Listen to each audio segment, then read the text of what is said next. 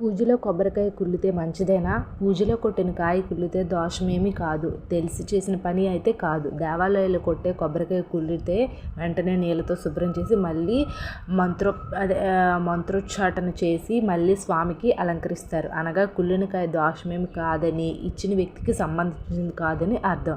ఇంట్లో పూజ చేసేటప్పుడు కుళ్ళితే తీసేసి కాళ్ళు చేతులు పక్కని తీసేసి కాళ్ళు చేతులు ముఖము పూజా మందిరాన్ని శుభ్రం చేసి మళ్ళీ పూజ చేయడం మంచిది.